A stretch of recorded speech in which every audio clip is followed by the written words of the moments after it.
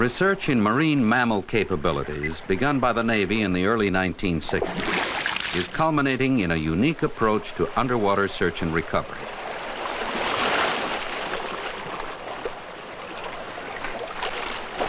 In November 1970, following a test in the Pacific Missile Range, a sea lion located and attached recovery hardware to a fleet weapon.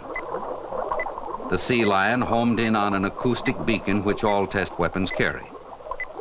The system, called Quick Find, has a demonstrated recovery capability to 500 feet. For depths greater than 500 feet, there is the whale.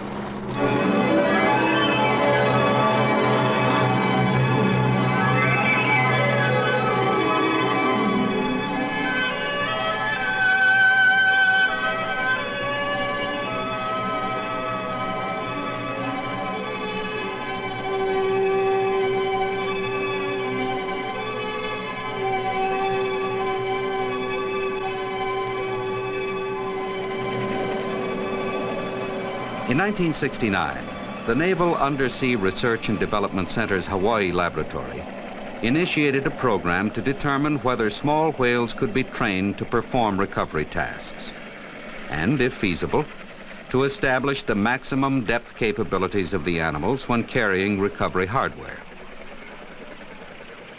Unlike most biological facilities, this center houses its marine mammals in fenced ocean pens. Maintenance costs are low, and animal health levels are high. Also, animals living in large open areas are more likely to exhibit normal behaviors. A 1,200-pound pilot whale named Morgan and a 5,500-pound killer whale called Ahab were selected for the feasibility study. Oceanariums had shown that these largest members of the dolphin family are easily trained.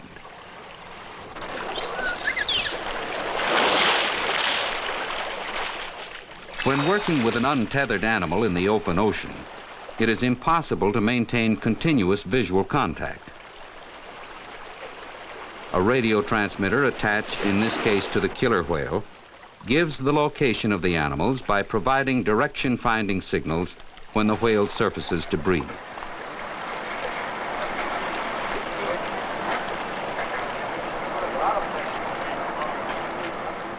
Depth of dive data from a pressure transducer encased in the backpack also is transmitted.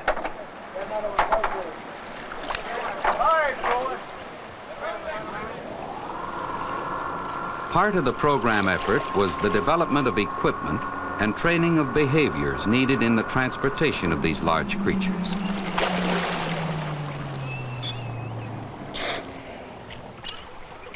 Here we see Morgan, the pilot whale, responding to an acoustic signal.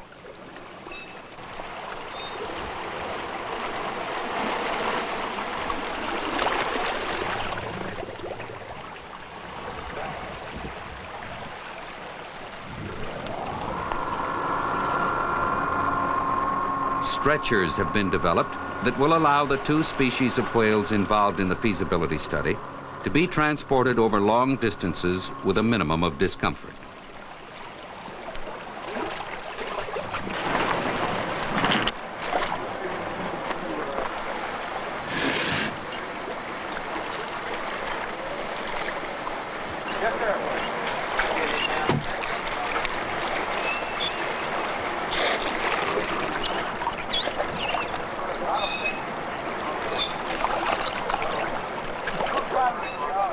Unlike the killer whale's backpack, the direction finding and data transmitting system carried by Morgan is housed in a tube mounted on a backpack equipped with harness straps.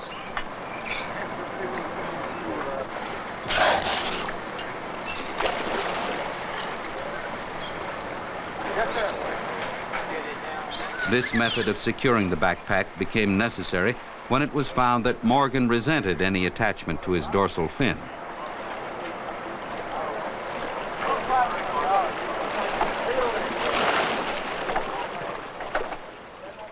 When Project Deep Ops was undertaken, killer and pilot whales had never before been worked in the open ocean.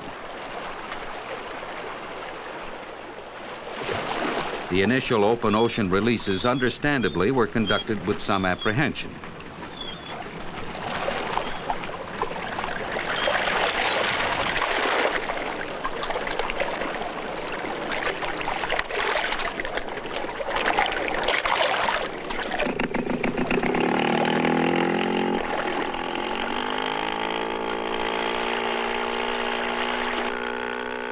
However, at the close of the 2-year program, the reliability in a free environment of both Morgan and Ahab was well established.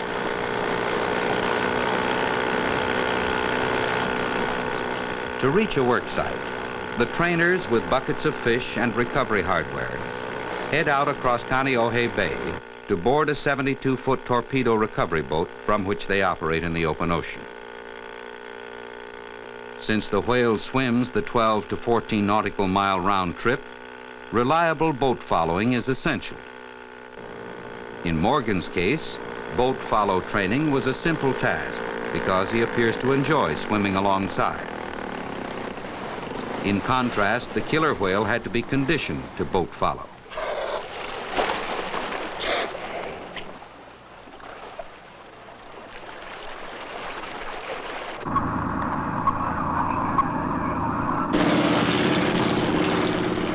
Water flow over the hull of the TRB creates a stern wave that enables Morgan to ride easily behind the boat next to the training platform.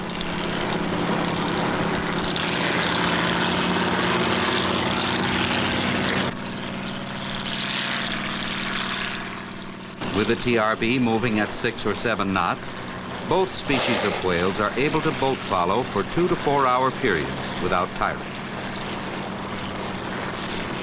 No unusual training procedures were used to develop the behaviors required of Morgan.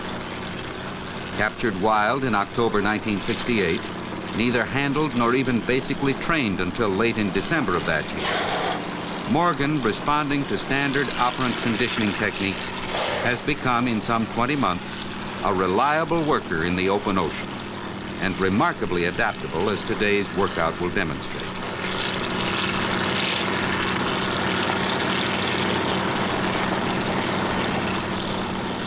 A dummy Mark 46 torpedo equipped with a 9 kilohertz acoustic beacon functions as the target. It is the sound produced by the acoustic beacon that enables the whale to home in on the torpedo.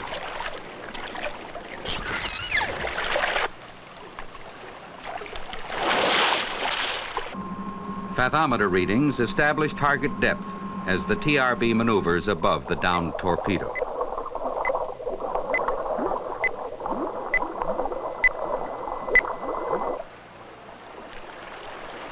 Recovery hardware consists of a mouthpiece attached to a hydrazine gas generator lift device.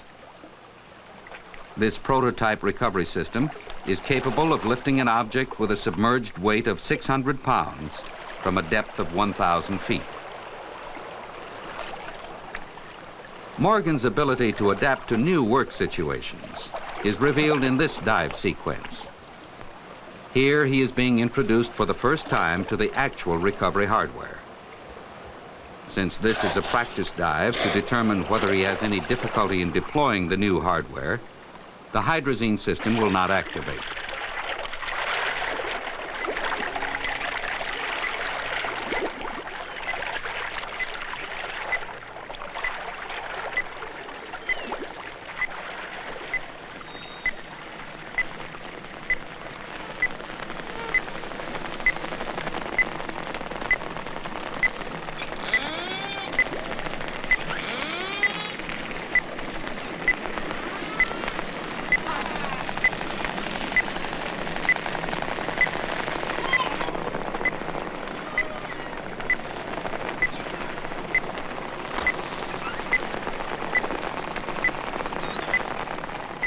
Note Morgan's behavior after the attachment. The training model's simulated fuel pods floated to the surface. Since the real ones do not, he apparently is trying to dislodge them.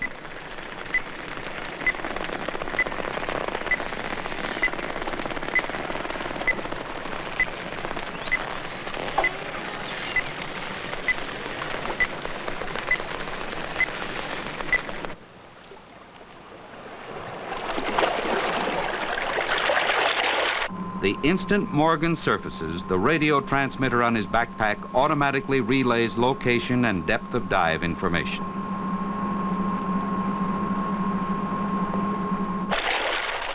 In earlier work, porpoises had been trained to carry a weighted ring in their mouth and mark objects by dropping the ring on or beside the target. To this center's knowledge, this is the first time a cetacean has been trained to manipulate mouth-held hardware.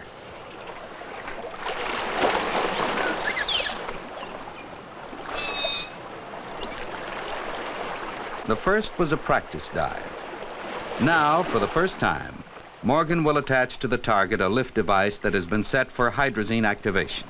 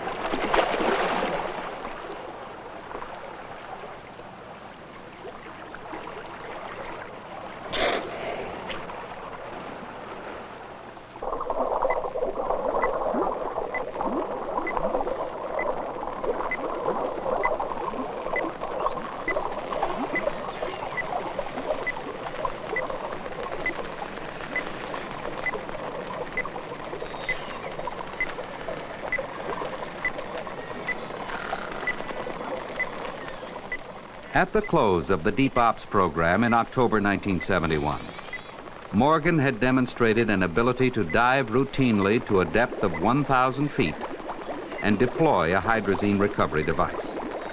The maximum depth to which Morgan would dive with hardware was 1,654 feet.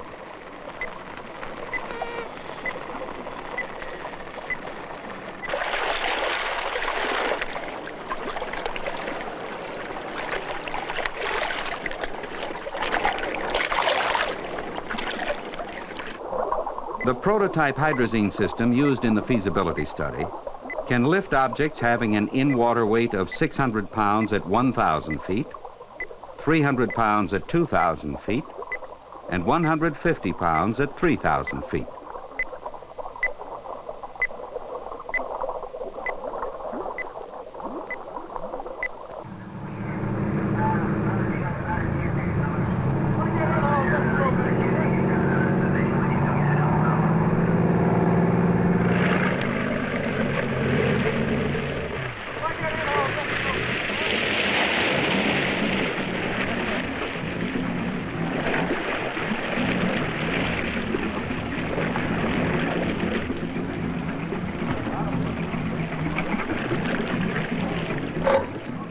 Quick Find program utilizing sea lions resulted in an actual recovery system capable of depths to 500 feet.